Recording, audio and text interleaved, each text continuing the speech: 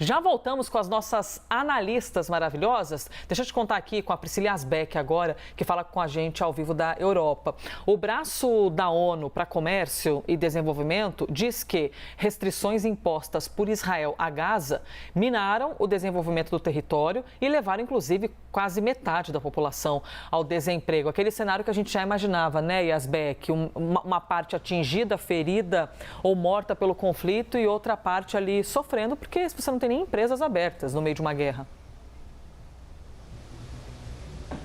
Exatamente, Elisa, bom dia mais uma vez a todos que nos acompanham. Então esse relatório ele traz um retrato de muito do que a gente vem falando sobre a economia da faixa de Gaza durante os relatos que são feitos sobre a guerra e sobre como a população da faixa de Gaza já vinha sofrendo restrições mesmo antes do conflito. Então esse relatório desse braço da ONU para Comércio e Desenvolvimento traz alguns destaques. Diz que 2022 foi mais um ano ruim para os palestinos por causa das tensões crescentes e também pelo aprofundamento da dependência da potência ocupante, se referindo a Israel. Também falam de um processo de paz estagnado e falam que desde 2007 a faixa de Gaza sofreu um cerco terrestre, marítimo e aéreo, dizendo que os habitantes têm que passar ou entrar ou sair da faixa por 2 pontos de passagens controlados por Israel. E eles dizem que essa restrição ao movimento de pessoas e mercadorias acabou prejudicando e minando a economia da região. E aí eles citam alguns dados mostrando de que forma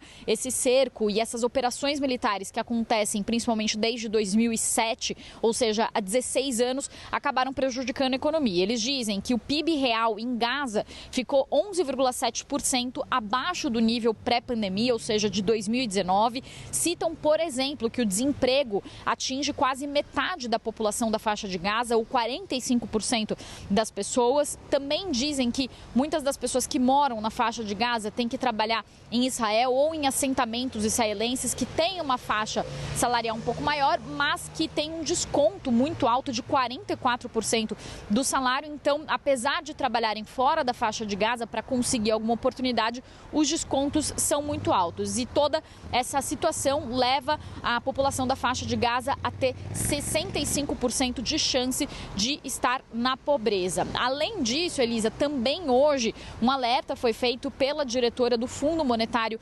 Internacional, a Kristalina Georgieva, durante uma conferência de investimentos que acontece na Arábia Saudita. Ela disse que a guerra entre Israel e Hamas vai ter consequências importantes nas economias do Oriente Médio e pode levar a danos econômicos de longo prazo. Ela fala que a situação já era uma situação de estresse e diz que o que vemos é mais nervosismo no que já era um mundo ansioso. E ela fala que em um horizonte que já tinha muitas nuvens, mais uma nuvem surge e que pode ficar, isso pode tornar esse cenário ainda mais profundo, esse cenário de nuvens ainda mais profundo. Ela fala também que o fundo está preocupado, claro, em primeiro lugar com as perdas de vidas por causa do conflito, mas diz também que os impactos econômicos devem levar a uma destruição e uma redução muito forte da atividade econômica, não só em Israel, na faixa de Gaza, mas também nos países da região. Isso pode, inclusive, nas palavras de Kristalina Georgieva,